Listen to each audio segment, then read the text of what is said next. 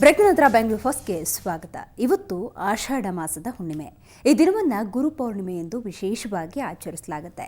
ನಗರದ ಹಲವೆಡೆ ಗುರುಪೌರ್ಣಿಮೆಯನ್ನು ಬಹಳ ಅದ್ದೂರಿಯಾಗಿ ಆಚರಿಸಲಾಯಿತು.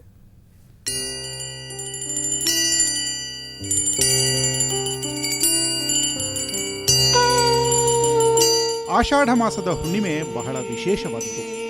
ಈ ದಿನವನ್ನ ಗುರುಪೌರ್ಣಿಮೆ ಎಂದು ಕರೆಯಲಾಗುತ್ತೆ. ಇವತ್ತು ಎಲ್ಲೆಡೆ ಗುರುಪೂರ್ಣಿಮೆಯನ್ನ ವಿಜೃಂಭಣೆಯಿಂದ ಆಚರಿಸಲಾಯಿತು. ನಗರದ ಸಾಯಿಬಾಬಾ ದೇಗುಲಗಳಲ್ಲಿ ಭಕ್ತರು ಸರದಿಯ ಸಾಲಿನಲ್ಲಿ ನಿಂತು ಪೂಜೆ ಸಲ್ಲಿಸಿದರು. ಗುರುಗಳಿಗೆ ನಮಸ್ಕರಿಸಿದ್ರೆ ಪುಣ್ಯ ಪ್ರಾಪ್ತಿಯಾಗುತ್ತೆ ಅನ್ನೋದು ಕಾಲಜ್ಞಾನಿಗಳ ಮಾತು.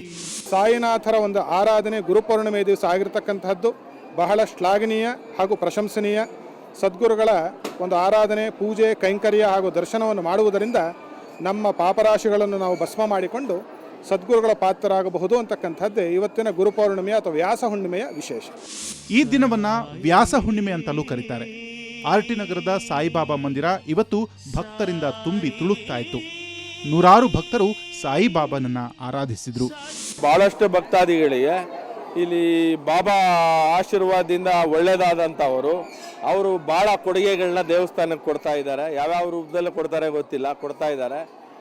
ಅವರಿಂದ ನಿರಂತರವಾಗಿ ದೇವಸ್ಥಾನ ಬಹಳ ಮುಂದುವರಿತಾ ಇದೆ. ಪ್ರತಿ ವರ್ಷ ನಾವು ಗುರುಪೂರ್ಣಿಮೆಯನ್ನು ಬಹಳ ವಿಜೃಂಭಣೆಯಿಂದ ಆಚರಿಸ್ತಾ ಇದ್ದೀವಿ. ಆರ್ಟಿ ನಗರ ಸುತ್ತಮುತ್ತಲಿರುವಂತಹ ಕಾವಲ್ಬೇಡ ಎಂಟರ್ ಬೆಂಗಳೂರು ಕಡೆ ಎಲ್ಲ ಜನಗಳಿಗೆ ಎಲ್ಲ ಮೂಲೆಗಳಿಂದ ಬಂದು ದೇವರ ದರ್ಶನ ಮಾಡಿ ಇಲ್ಲಿ ಒಂದು ಒಳ್ಳೆ ಪ್ರಾವತ್ಯದಿಂದ ನಡೆಸ್ಕೊಂಡು ಬರ್ತಾ ಇದ್ದೀವಿ. ಒಟ್ಟಾರೆ ಇವತ್ತು ಗುರುಪೂರ್ಣಿಮೆಯನ್ನ ಬಾಬಾ ಭಕ್ತರು ಬಹಳ ವಿಜೃಂಭಣೆಯಿಂದ ಆಚರಿಸಿ ಸಂಭ್ರಮಿಸಿದರು. ಬೆಂಗಳೂರಿನಿಂದ ಕ್ಯಾಮರಾ ಪರ್ಸನ್ ಪ್ರಕಾಶ್ ಜೊತೆ ಪಿ ಮಧುಸೂದನ್, ಸುವರ್ಣ ನ್ಯೂಸ್.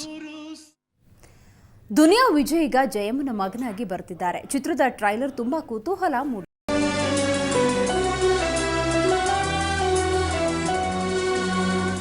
ವೈಜಯಂತಿ ಅವರು ನಮ್ಮ ಫ್ರೆಂಡು, ನಾವಿಬ್ಬರು ಪಾರ್ಟ್ನರ್ಸ್ ಆಗಿದ್ದೀವಿ. ಆ್ಯಂಡ್ ಇಬ್ಬರು ಹುಡುಗಿರು ಸೇರಿ ಸುಮಾರು ಒಳ್ಳೆ ಸಿನಿಮಾ, ಒಂದು ಒಳ್ಳೆ ದೊಡ್ಡ ಕಂಪ್ನಿ ಮಾಡಬೇಕು ಅಂತ ಆಸೆ ಇದೆ. ಆ ಆಸೆಯಿಂದ ಒಂದು ಫಸ್ಟು ವೆಂಚರ್ ಪ್ರೊಡಕ್ಷನ್ ನಂಬರ್ 1 ಇನ್ನು ಟೈಟಲ್ ಫಿಕ್ಸ್ ಮಾಡಿಲ್ಲ ನಾವು.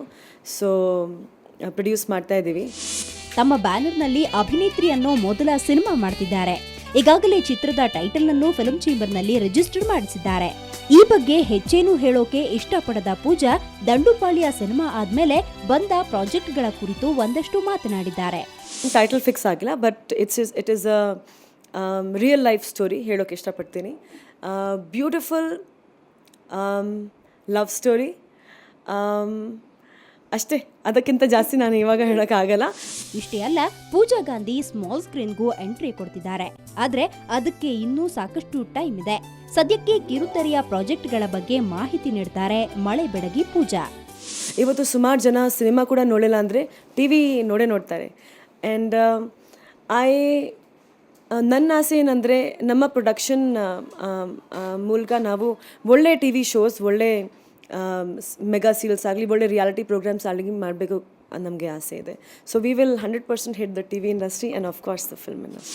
ಪ್ರೊಡ್ಯೂಸರ್ ಪೂಜಾ ಗಾಂಧಿ ಮುಂದಿನ ದಿನಗಳಲ್ಲಿ ಡೈರೆಕ್ಟರ್ ಆಗೋ ಕನಸು ಕಾಣ್ತಿದ್ದಾರೆ. ಆದ್ರೆ ಅದ್ಯಾವಾಗ ಸಾಕಾರ ಆಗುತ್ತೋ ಗೊತ್ತಿಲ್ಲ. ಒಟ್ಟಿನಲ್ಲಿ ಈಗ ಪೂಜಾ ಚಿತ್ರರಂಗದಲ್ಲಿ ಹೊಸ ದಿಟ್ಟ ಹೆಜ್ಜೆ ಇಡ್ತಿದ್ದಾರೆ.